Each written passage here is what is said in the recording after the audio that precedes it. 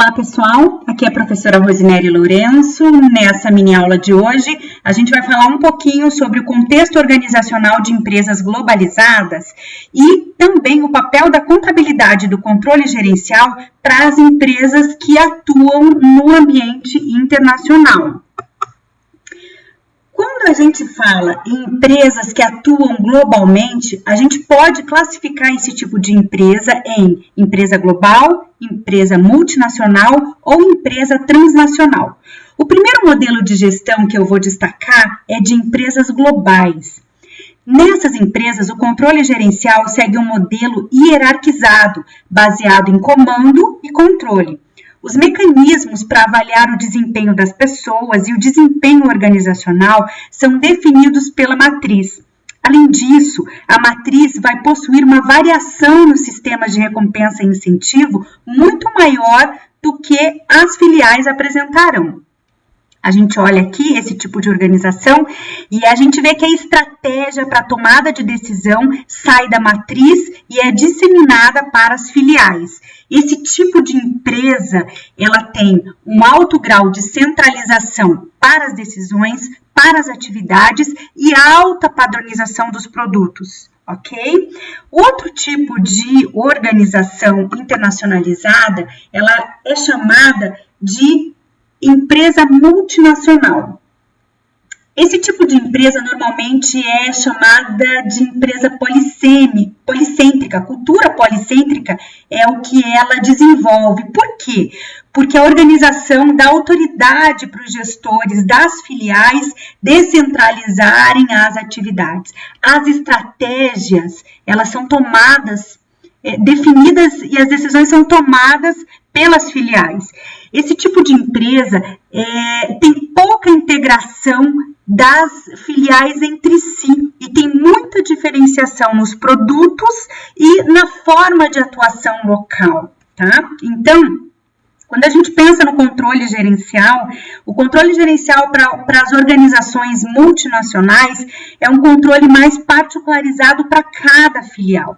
Os sistemas de recompensa e de incentivos são estabelecidos por estas filiais e não pela matriz. E, além disso, as filiais, elas têm pouco fluxo de informação entre elas. É muito diferente do modelo que a gente acabou de ver, certo? O terceiro modelo, pessoal, é aquilo que a gente chama de empresas transnacionais. Esse tipo de empresa, ela adota uma filosofia geocêntrica. Isso quer dizer o quê? Que ela busca um equilíbrio entre a visão local e a visão global para a organização. Então, olha só, o primeiro tipo de empresa que a gente acabou de falar, que são as empresas globais, ela tem uma supremacia da matriz sobre as filiais e ela entende a sua cultura como prevalente, como superior e por causa disso as estratégias, as grandes decisões, os sistemas gerais saem da matriz para as filiais.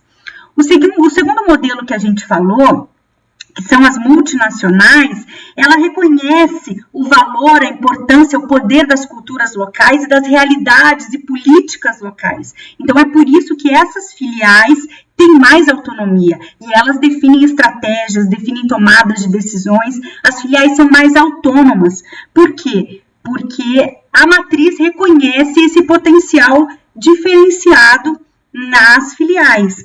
Quando a gente fala sobre transnacionais, esse tipo de empresa, nesse tipo de organização, o controle gerencial, ele exige um alto compartilhamento de informações e alto relacionamento entre as filiais, entre as subsidiárias. Então, quando a gente olha as três formas de empresa, aqui é onde existe a maior dinâmica, o maior compartilhamento entre as filiais. Então, normalmente são companhias de alta complexidade, interdependentes, e o processo decisório é muito compartilhado, tanto entre as subsidiárias quanto com a matriz.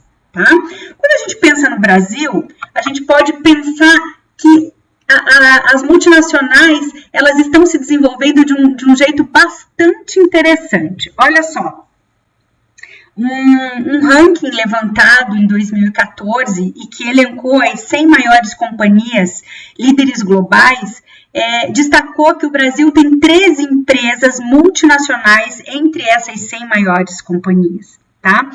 E como que as multinacionais brasileiras elas estão distribuídas?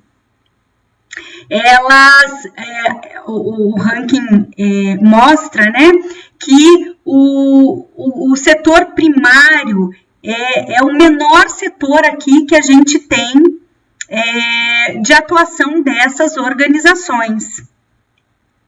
Quando a gente pensa sobre os fatores que motivam essas empresas a se internacionalizarem, o principal aspecto está relacionado à tecnologia.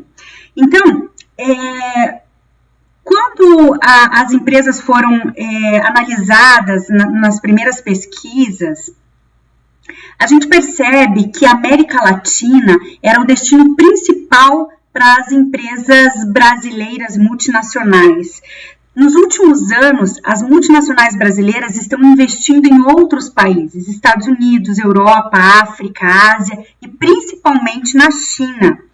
E elas que antes iam buscar abrir um novo mercado, agora estão se dirigindo a esses países, principalmente para buscar tecnologia que permita elas serem mais eficientes, tá, pessoal? Então, olha só, além disso, um outro dado que é interessante a gente refletir, ele diz respeito a onde essas multinacionais brasileiras estão inseridas.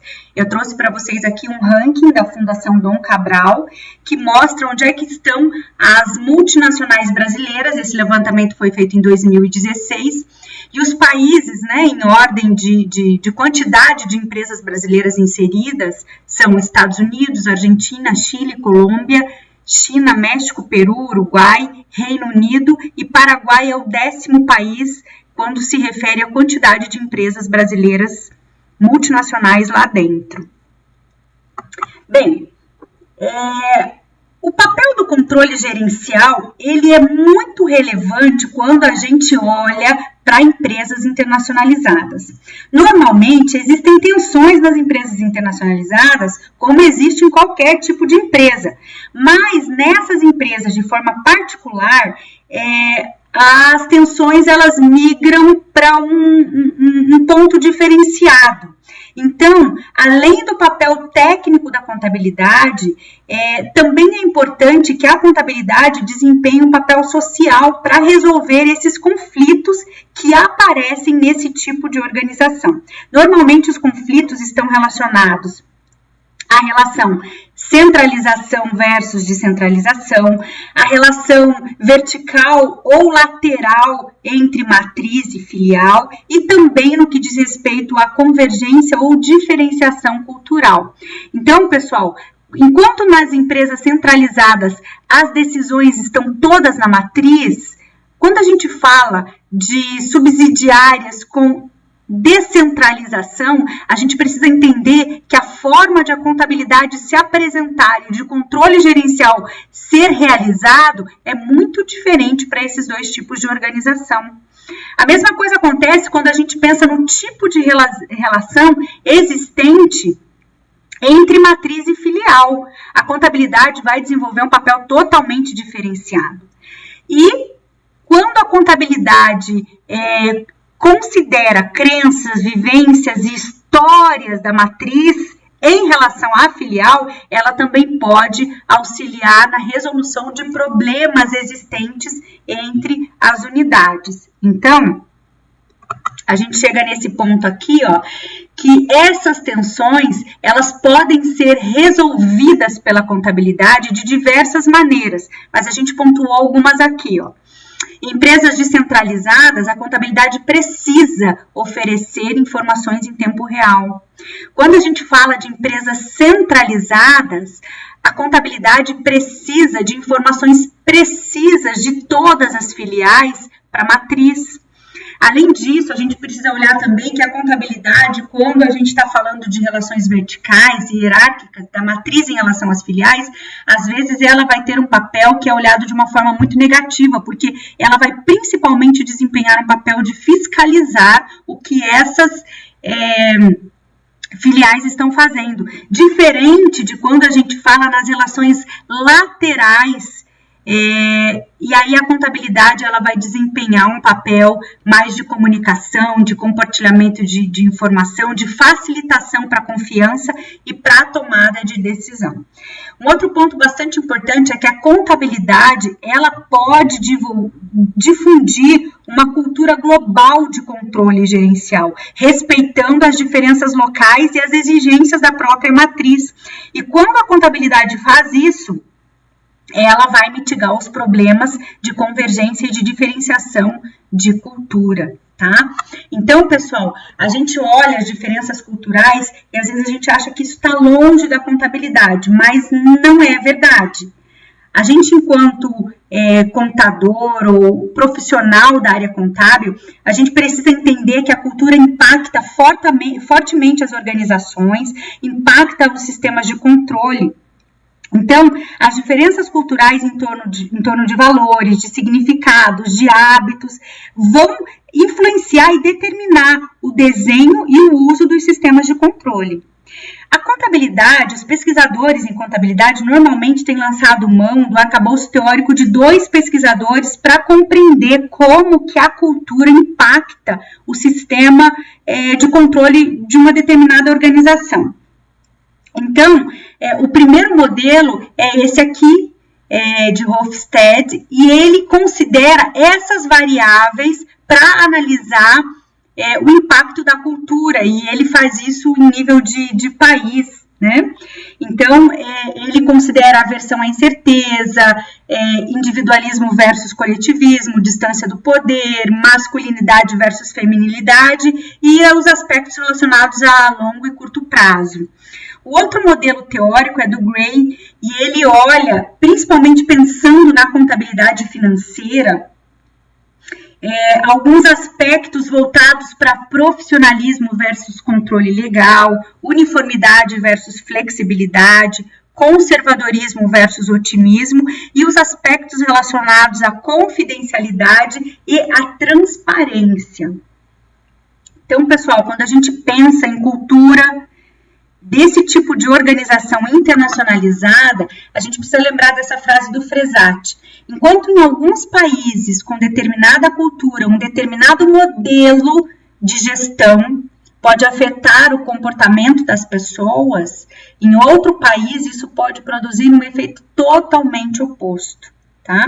E aí a gente pode, enquanto pesquisador, enquanto profissional da contabilidade, olhar para as questões relevantes nesse contexto de organização. Então, remuneração e incentivo, prestação de conta, processo de mudança, avaliação de desempenho, tudo isso vai ser impactado pela cultura quando a gente está trabalhando com organizações internacionalizadas, certo?